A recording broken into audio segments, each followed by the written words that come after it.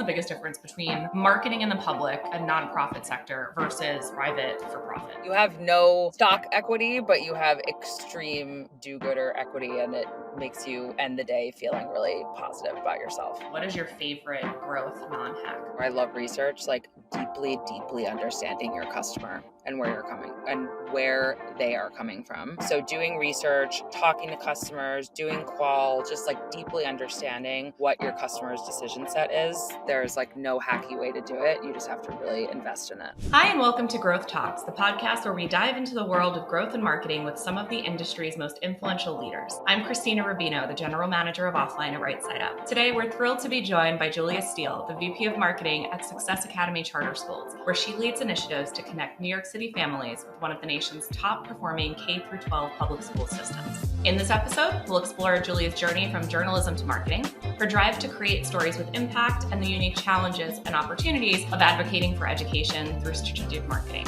Julia, thank you so much for joining me. I've been so stoked for this conversation. Thank you for having me. Me as well. Great. Well, I think we can get right into it. I'm always fascinated at how people come to marketing because the path is never the same. It's not like you wake up and you're like, when you're a kid, you're like, I want to be an archaeologist. Oh, really? I want to be a marketer. I actually studied advertising, and it was, I don't know why I knew that I wanted to do this, but it was a very funny thing that one of my early VPs was like, I really wish I would have went to school for marketing. I'm like, what's your degree in? She's like, psychology. I'm like, that is so much more helpful, actually. And I feel like your background is actually really helpful because you began your career in journalism and now you're bringing it all the way back. You were focusing on women's and children's issues. What drew you to journalism and how did it shape your professional values? Yeah, so growing up, my dad was a writer, he's a poet really at heart, even though he wouldn't want me to tell anybody that. My grandfather, late grandfather, gave me a book of his poetry that he had written basically from age 8 until age 18. And it was like up there with like things you read in the New Yorker, like quite incredible. He made a business out of it being a medical writer and sort of applying it with his medical degree that he has. But I think writing and reading and literature was just a really strong like side of my family. I always really gravitated toward writing, always got really high marks on essays and things like that. And then I just graduated high school in a really interesting time when all these the blogs were starting to be a thing. And so this was the era of Gawker, BuzzFeed was sort of starting when I was in college. And I just thought that was sort of the coolest thing ever. So when I was choosing a concentration, I studied media studies. And then I was also an editor of my school newspaper, the New School Free Press. Back before they had an Instagram account and a website, it was truly just like a paper that was delivered twice a week around campus. And I actually applied to get my master's in journalism coming straight out of college, got some really interesting offers. But at the very same time, one of my friends from college had been the personal assistant to the COO of Gawker Media, which I was obsessed with. And they were building out kind of their office and business function, and they needed a front desk office assistant. And I was like,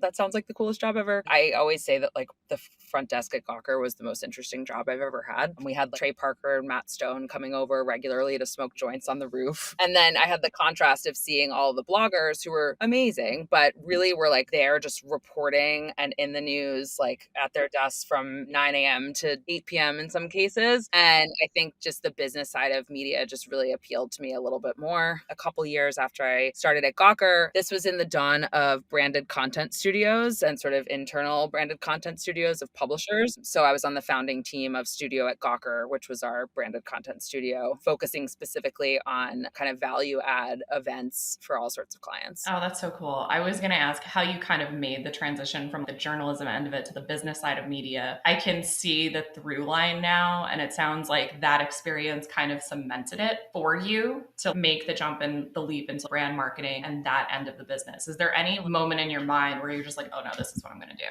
I think just that this was back before Google and Meta had taken over everything, and all of these independent publishers had their own sales teams. And I think particularly my friend and early mentor, James Dell, who is sort of the editorial director of that branded content studio, he just really had like reverence for journalists. And there wasn't as much of this divide of like, oh, the sales side and the, the publishing side over here. Like we really were working together. We were pitching together. Gawker and the branded editorial content. Megan Gilbert is my friend who's now at Fortune and doing amazing things. She had built out the sort of editorial function at Studio at Gawker. And like, she's a legit writer with a master's and was producing like really, really high quality content. So I think just realizing that these lines were going to blur between kind of editorial and ads, and just like, instead of shying away from that, just like leaning fully in, because it was an interesting new thing that was happening. It's so funny because I came up in media buying, and specifically online, like digital media buying, which is what we called it then. But I bought so much publisher direct media. I bought so many microsites in my career. And it's like, it was some of the stuff we were doing was so fun. Like early BuzzFeed, Gawker, even like the Food 52s, and I remember there was like a whole lifestyle content network that AOL had. A lot of female bloggers that were collected, but just did like amazing content. And it was like, there's something so powerful about good content for brands when you produce it, where it's like, it can actually do a lot of your heavy lifting for you. Quality and brand don't have to be mutually exclusive.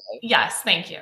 Words are hard. Yes. And I remember this program, which was run by a partner of Gawker's, but it was called Gawker Artists. And the whole thing was like, we would take the remnant ad inventory that we had on Gawker and use it to feature up and coming artists. And then we would do these quarterly like Gawker Artist gallery shows, which we'd open up our very cool like Elizabeth Street office to do, and use it as a client nurture event / biz dev event for our actual ad campaigns. So it's just like this virtuous cycle of brand and coolness that I just was really happy to be a part of. That's awesome. And it very clearly, like your mastery of storytelling and communication, definitely, I can tell even from the outside, extends into your work. How did you transition these skills into how you approach marketing for educational and advocacy campaigns? So in 2019, I decided that I wanted to do something a little bit more meaningful in my life. I had been asked by Gawker's former editor, Gawker.com, and Deadspin's former editor, AJ Delario, to be a co-founder of his local news startup, and did that for a few years until inevitably, like so many startups, we kind of went under for various reasons. But after that experience and just sort of being across the table of several Silicon Valley VCs raising our angel round, which took us about 6 months, and we had some pretty big names in the round, but I definitely experienced firsthand just sort of what I had been reading about in the industry press about kind of, how it feels to be a female founder, to get sort of disrespected in certain meetings. And I sort of parlayed that into just sort of a passion for female founded businesses and fundraising. I ended up taking a role as the head of marketing at a startup called iFundWomen, and that was a crowdfunding platform for female entrepreneurs, knowing that only about 2% of VC funds annually go toward female founded businesses, which is absolutely atrocious and crazy. This fundraising platform had a number of grant programs that we did with brands like Visa and American Express, and also offered like a Kickstarter-esque crowdfunding platform, non-equity crowdfunding, just to help female entrepreneurs that maybe didn't have savings sort of get the money for their initial proof of concept and research, just so they could stand up the very earliest iteration of their business. There was also a strong coaching component. And in my previous roles and experience with marketing and media, but also having done traditional fundraising and a VC round before, I was able to really get to know and coach some of these entrepreneurs. And it was just really an amazing experience. And then I sort of parlayed it into schools because I had my first baby in 2021. And I thought, wow, the parenting space is so interesting. And everyone talks about how childcare is not accessible or affordable. And I really wanted to just go where my personal interests lied. So I ended up working for a really amazing early childhood education and employer-sponsored childcare company called Vivi, working on their marketing team. They are a Series B startup that has a number of daycares and preschools throughout New York City and Westchester. And they also offer a kind of multivariate employer-sponsored childcare program that allows you to get backup care if your nanny is sick, or get care cash that you can use to pay trusted family members who are taking care of your kid. Just really kind of innovative products that facilitate being a working parent, which was near and dear to my heart at that time and continues to be. We were briefly talking before we hit the record button and just talking about the community of moms specifically. Everybody on my team at Right Side Up is somewhere between like 30 and 44. And so I've joked around and I'm like, we're making babies at this point. Like we're just lots of babies. Like we've had a bunch of mat leaves in the last few years. And my thing is, if you want to find people who will get shit done and who don't have time for bullshit and who are like highly motivated, hire new parents. They'll get it done. It's like there's a duality in education and nonprofit marketing in general, because so much of it is like the pursuit of trying to do better, the pursuit of trying to grow, and frankly, like grow in growth marketing terms, like customer acquisition is a very different thing when you're talking about the fact that these are people's lives. And so there's the humanity, like the human element of it and the emotional element of it, and tapping into that in your marketing and kind of storytelling that we've talked about. But there's also some very real and in their place for a good reason legal restrictions and ramifications. And educational marketing is really, it's very complex. And from what I understand, kind of a high degree of specialization is required. But what are, like, how do you approach those kinds of challenges differently than in like traditional marketing where you're like, here's a widget, want to buy it? I think you're absolutely right when you say that there's so much more at stake for us than just acquiring a customer. Like for us, it is truly our scholars' future. And, our mission is to make sure that children, regardless of background, get access to the educational opportunities that they deserve. And that is so resonant with me just growing up in New York City, going to public schools and even going to good public schools in good districts. And then meeting and marrying my husband, who was my husband's definitely in like the New England vortex. All of the friends went to Exeter and Andover. He went to St. Paul's, he went to Brown. And it's just like the things that we were just down at a 50th birthday in New Orleans. And these people are so knowledgeable, so erudite, can talk about any historical thing. And I'm like, why didn't I learn that in school?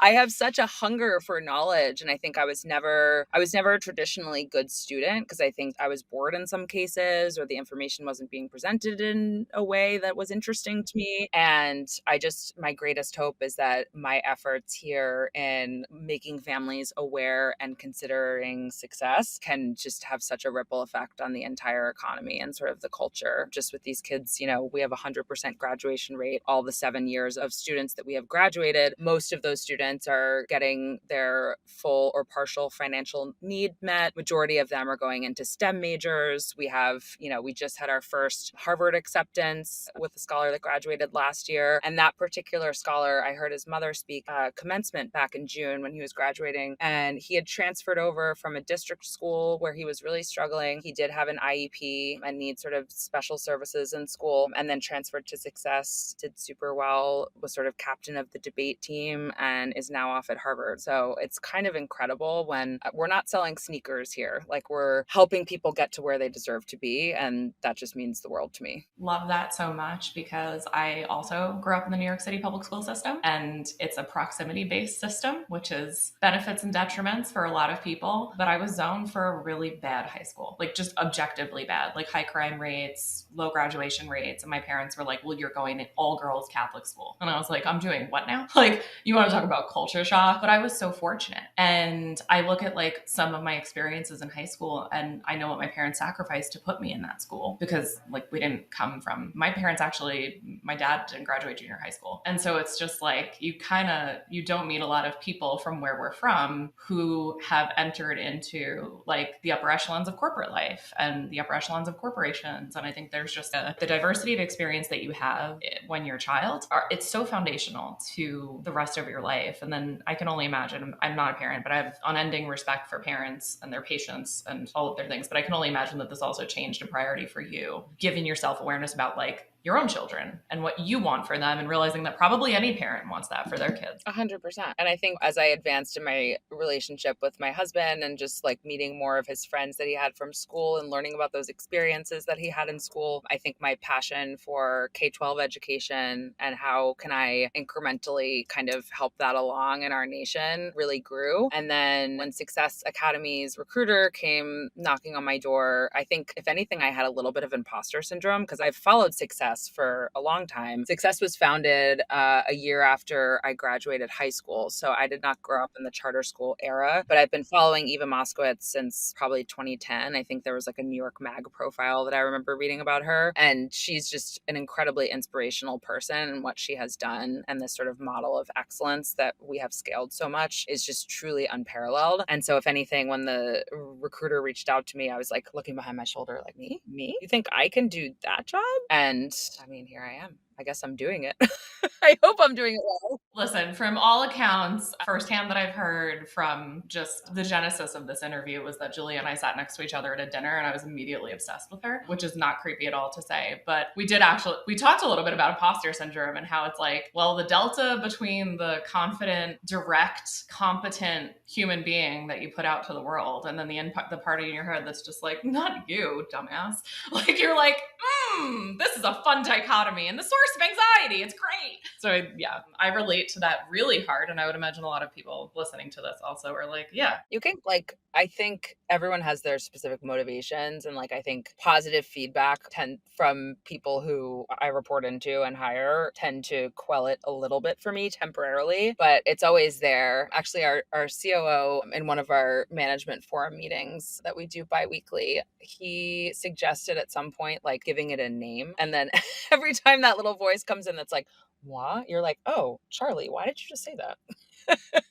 And if you just sort of anthropomorphize it, it can kind of be a little bit lesser. Yeah. It's also like the sum total of your experiences, I find, start to create a chorus that fights back against that. A big one for me is actually people that work with me on my team and knowing that I show up for them in the ways that they need of me and they tell me. I'm like, that's borderline more meaningful to me than any kind of praise from a manager or superior, because that's the real shit, But it's so challenging, especially in marketing, because as we all know, this landscape changes every 5 minutes and it will just make your head spin. And I think particularly being in the trenches of parenting young children, if you're not plugged in, I was just right before this call, dialed into the ROI of AI conference that Section is putting on, listening to Scott Galloway speak. And I just in the past 6 months have made it my quest to understand AI better and how it can work, particularly for content marketing. I've been using it a lot, just sort of feeding it in source material and then asking it various questions and using it for creating briefs and things like that. But if you're not doing that sort of thing regularly, if you have something going on in your life or you don't have as much, extra edge time to give, I feel like I fall behind all the time. And that's when that voice starts to get a little bit louder. It's very funny because we're not the kind of profession that nurses and doctors have to do a certain amount of continuing education. It's a requirement to stay on top of their respective fields, right? But there is no impetus for that in marketing. But I think the best marketers, I do love, I've had to deal with some of our publishers and even a couple of marketers being like, AI is going to take away all of our jobs. And I'm like, no, it's not. The marketers who use AI effectively are going to take away your job. That's the difference. That's it. It's the people who are using the latest technology that's available to them to improve their output, to focus on the right things. That actually gets to, it's a very different journey than the usual customer journey. And there is so much education that's required. And it sounds like you guys are kind of consistently trying to optimize. It sounds like a pretty thorny customer journey. And it sounds like, that also brings multi-touch attribution challenges with it. Just to put it in marketing terms that we all understand. How are you navigating some of those challenges? Are you using, because you also have a background in growth marketing. So it's are you using that background and are you applying those principles to your job now to try and alleviate some of the tension in that journey? Yeah, we definitely are. I think we did some brand research with Kantar. We do biannual brand tracking studies with them. I will say that getting the initial screener questions right was so challenging for us because we are a free public school. It's free to apply. It's free to enroll. So we had to change all of their core questions that they suggest are obviously all about pricing and value and we had to translate it with exacting detail to make it make sense for free public schools. So that was a nightmare. But once we got it set, it was really great. And we're basically tracking ourselves against our competitors. We're understanding brand perceptions and what sort of messaging we need to dial up or down, what we have the right to own, etc. And we have a couple of custom questions we can put in there each wave. And the first one that we put in was, because I think traditionally, before I got here, we were really only doing conversion marketing. We were just apply, apply, apply. But you can only apply if your child is eligible for one of our grades. But particularly for kindergarten, where about 50% of our applications come from, we accept applications from grades kids K-6. Parents, we know anecdotally as parents and as educators that parents are thinking about that option and weighing their options way before their child becomes eligible. And we validated it with this brand research, which said that 86% of families are researching schools at least a year before their child is eligible to apply. So I was like, 99% of our marketing is right here on the funnel, but we need to expand it up here. So we've been using that to validate some brand awareness work, some just like lead strategies. And I think that's been really validating for us because we just know that the journey is very complex and circuitous for parents to select a school. Yeah, I can imagine. And especially in like certain parts of New York and certain school districts and certain like people are real competitive with it. 100%.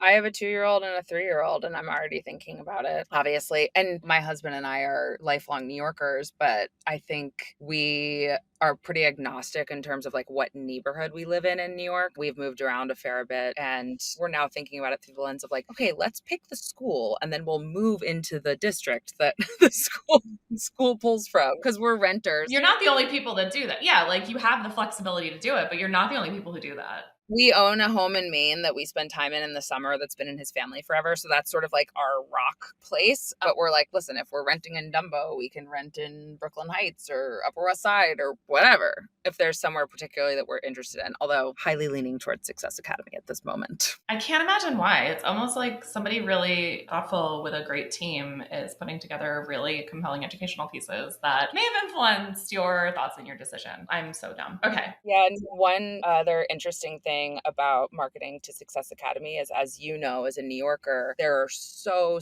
many different cultures and communities within New York. We operate in 4 boroughs, all of them except Staten Island so far. So our current parents speak dozens of languages. And I think one of the threads of my career has been doing sort of like culturally competent marketing. At iFundWomen, for example, we were like majority of our female entrepreneurs were POC. A lot of them were first generation to the country. And same thing at Success Academy, just realizing that parents find out about school in different methods depending on what kind of culture they're in. Some parents are going to be extremely online and very reachable by digital channels, but our direct mail program, as nerdy as it is really effective and really strong. We also have community outreach team that's out there at events. We have a whole like preschool recruitment effort. We have feeder schools that we work with to educate families about success. So it just by nature has to be everywhere all the time. I always say that, I don't know if you remember that old Dwayne Reed slogan that was everywhere you are, Dwayne Reed. That's basically us.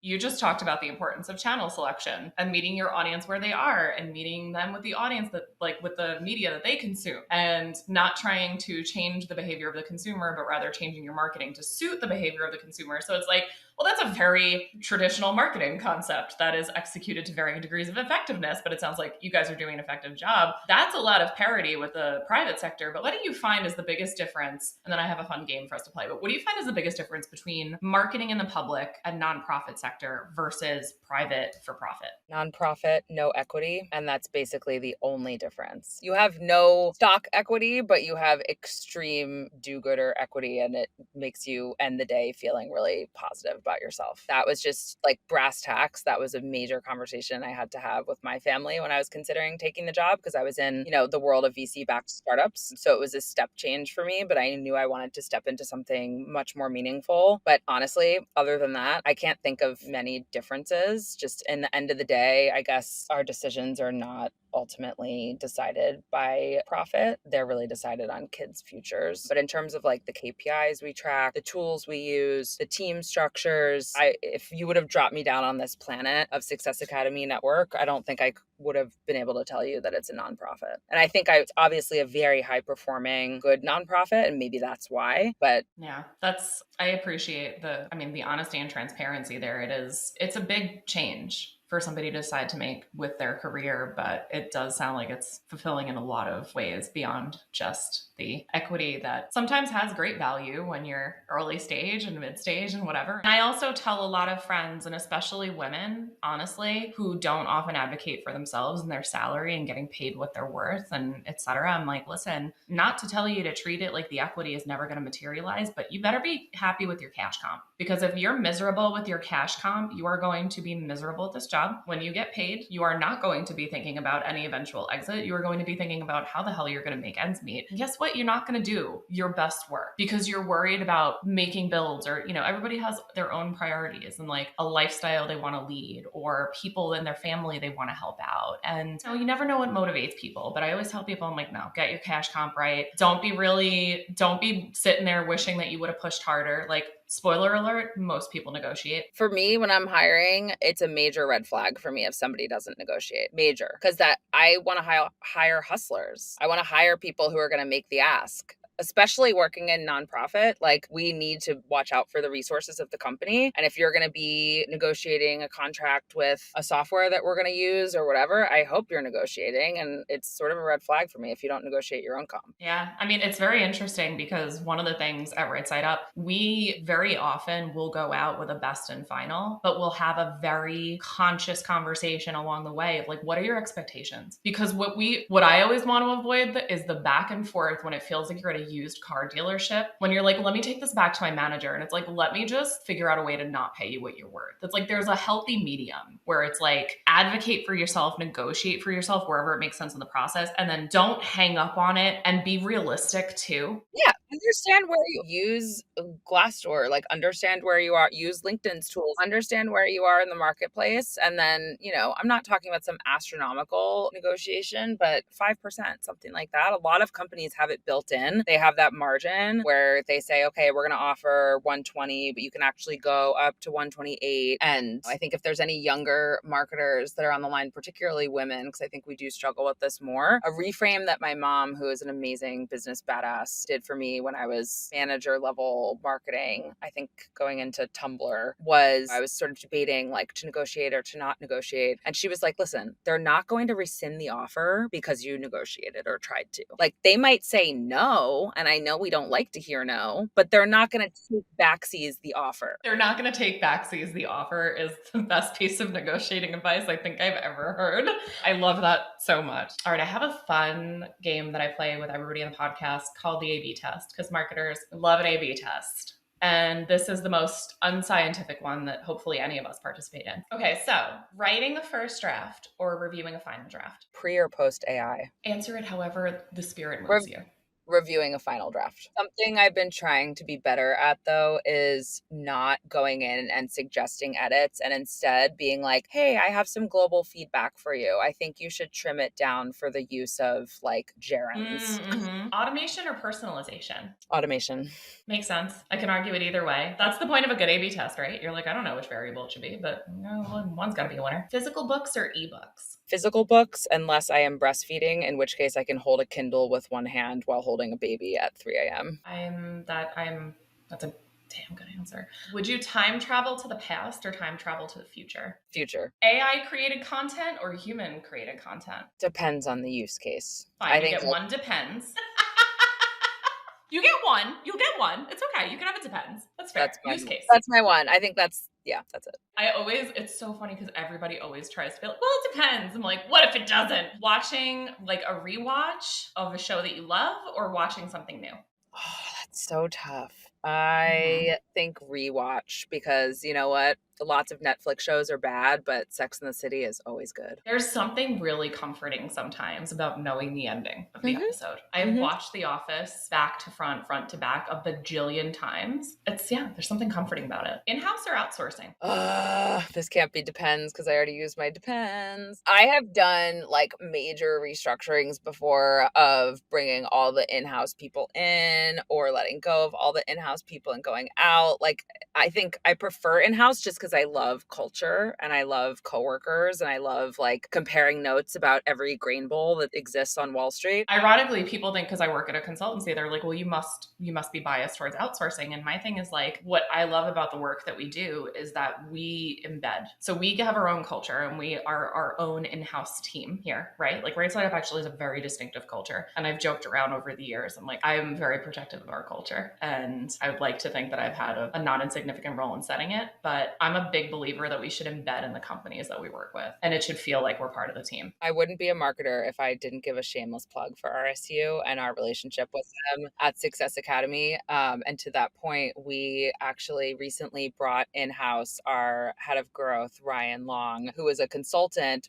for an RSU consultant for Success Academy for 3 years. And internally, we all have been jokingly asking Ryan to come in-house for a long time and never thought it would be possible. And then Ryan and I started talking about it and we were both kind of nervous. We were like, oh, Right Side Up's going to be really mad.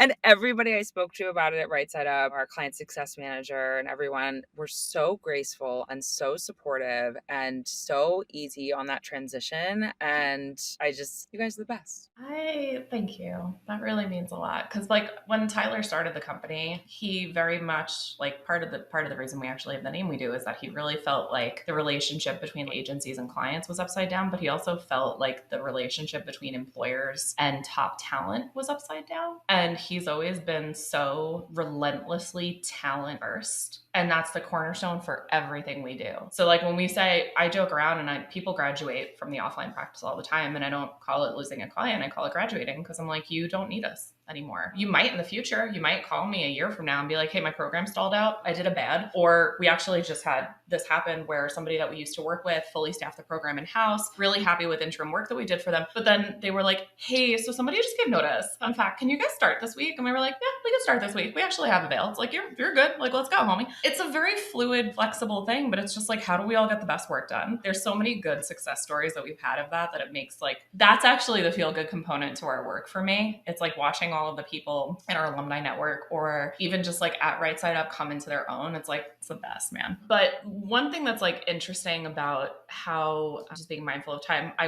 have a couple more questions that I'd love to ask you, but I think the interesting part of like the kind of future of advocacy and the future of marketing, we've actually talked about AI more than I thought we were going to talk about it on this call or podcast. We've talked about so many different topics that are like, oh, wow, like you're already applying that. But when you look forward, how do you think about using marketing as a tool for deeper advocacy and education? What long-term impact are you excited for or hoping to achieve? Yeah, it's a great question, Krystina. We actually have this dual mission at Success Academy that I always like to keep in mind. So it's not only about evening the playing field for children of all backgrounds to get this great education, but also advocating for policies that are designed to not have those children have those access to great education. So we have a whole actual like advocacy team that works a lot with our elected officials just to make sure that we're getting fair per pupil funding, given that we are public school. But we also have this amazing grant that we got from the Robertson Center. And we have this whole arm, basically like a content marketing arm, which is where we take our curriculum and sort of transform it into educational content for teachers to be able to use. Because if you know a teacher, you know the struggle that they encounter writing lesson plans and things like that. So the Robertson,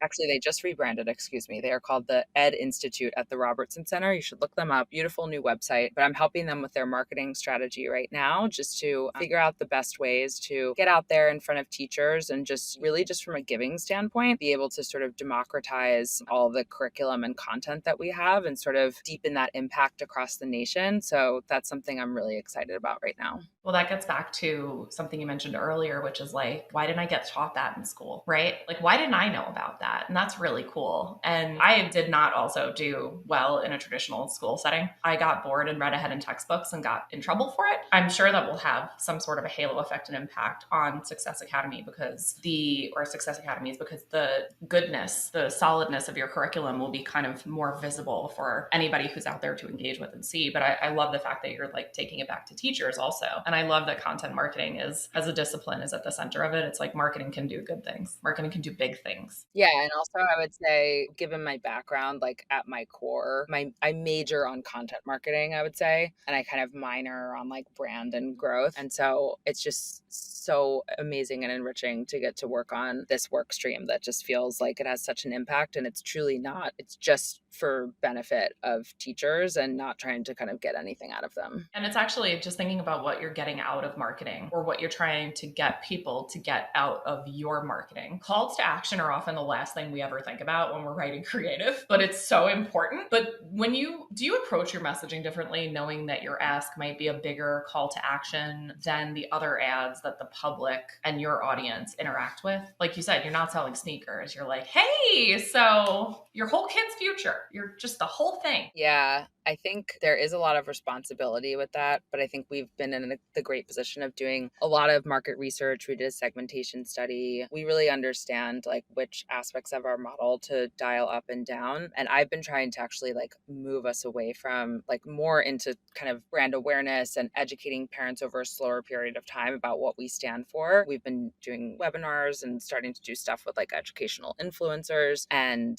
I think it's limiting that Meta only allows you to do a certain number of CTA buttons. So we have to work in the confines of what we have for most of our conversion marketing. But I think like we just take it extremely seriously, explaining our mission to families in terms that they can understand and helping them see themselves in our model, because it is just a great choice for a lot of families. Yeah. And it's that clarity in what you're looking for that I would imagine extends to the sum total of your messaging, right? Like you know what you're asking for because you're really intentional about it. We also know what we're offering. Yeah. I mean, that's actually a lesson that everybody can take back to their marketing. Like just be really clear-eyed about what you're offering people and don't ask. Like my favorite is the disparity sometimes where it's like, I don't know, a company is selling toothpaste and they're like, actually, can you sign up for our newsletter? Or you're not even like, can you sign up for this blah, blah, blah? Do you want to come to our pop-up event? And you're just like, you're a toothpaste brand. I have to tell you, the one brand that I'm like I'm a customer and also a fangirl of is Farmer's Dog for this reason. It's like, oh, we're selling dog food. Like, why is there a community? Why is there content marketing? Why is there referral marketing? But when you start getting into it and like getting involved with the brand, which only a dork like me would say, they do such an amazing job at like educating you on aspects of your dog's health with their Instagram channel. They do amazing referral marketing where they're like regularly giving you complete free boxes of food for new friends to try, which is like over $100 in value. And I just think the way that they have stood up that brand and like kind of is such an antidote to like the toothpaste brands of the world that are like, sign up for our email marketing list. Like they make everything extremely useful and fun and pithy. And I just love that brand. I think of like the CPG oriented toothpaste brands when I think of that kind of thing where it's just like you're like, why are you telling me to like go and sign this petition for, or whatever the hell it is. But then like when brands do it well, they do it really well. Like Quip actually has a great newsletter. Yeah. You're just like, what? Or like Sweet Green's newsletter. They like will do a deep dive on one ingredient that they offer and like what the farming is and where it comes from and like how many tons of water it uses each year. And I'm like, oh, this is like, why am I so interested in this? Because it's good content. Because it doesn't matter. Because no one gives a shit where you get good content from, but we all are primed to recognize good content when you see it, which is also why we're all primed to recognize bad content when you see it. And I think we should end there because now we just rounded all the way back to the beginning, which is when I was first at Gawker. Why was I so okay going into this branded content studio when I had studied journalism? It was that doesn't matter where good content comes from. If it's good, it's compelling. And probably you're going to make more money if you work on the business side. I literally went to school for a majority creative degree. And then when I was like in the process of graduating and I found out how much certain jobs pay versus others, I was like, you guys, I'm interested in media all of a sudden. I really enjoyed that class, but also I like money. So, a little bit of that. I do love it. That's a great place to end. I'll give it to you again. So we heard, this is the question that I always end on, but we hear the term growth hack all the time. And I am very fond of telling people like, yes, oh my God, you found Facebook in 2009 to 2012. Congratulations. You definitely lucked out there. And that's great for you. And I enjoyed it too. But there is kind of a discipline to what we do. And what I always want to know is, what is your favorite growth non-hack? I said before, I love research, like deeply, deeply understanding your customer and where you're coming and where they are coming from. And like, I've worked in parenting sort of focused realms since becoming a parent. It's been so important for me, for example, to not imprint my thoughts about parenting onto my customer's journey. The way that I parent and how I select a school for my kids as like upper middle class white lady living in Dumbo makes no sense to a mom of 4 who's living in the North Bronx. So doing research research, talking to customers, doing qual, just like deeply understanding what your customer's decision set is. There's like no hacky way to do it. You just have to really invest in it. I love that. I do think as marketers, sometimes we tend to overlay our own consumption patterns or frankly, our own media biases in a way that is like unhelpful to the goal that you're trying to achieve. So I love that. Like it starts and ends with what your audience is looking for and how they're consuming. And yeah, that makes a ton of sense. Well, I just thank you for all the time. This has been wonderful. I could go for another hour, but we have real life to get back to. And I just want to thank you for joining me. This is so wonderful. Thank you so much, Krystina, and the whole practice at RSU. We really enjoy working with you, and I've had so much fun today. Yeah, me too. Cool. Thanks for joining us on this episode of Growth Talks. We hope you found our discussion insightful and fun. Don't forget to like, comment, and subscribe to our channel for more valuable content. And if you're excited and ready to start up-leveling your growth strategies and execution, Right Side Up has you covered. Right Side Up is a leading growth marketing agency that has partnered with over 1,000 companies of all stages and sizes to help them meet and exceed their growth goals. With expertise across all growth marketing functions, we can help you evaluate product market fit, develop customer acquisition strategies, navigate executional challenges and staffing gaps, and make pivotal decisions with confidence. And whether you need one individual or a custom-built, full-service team, we'll find you the right A+ talent. Visit us at rightsideup.com to see how we can help you and your company grow.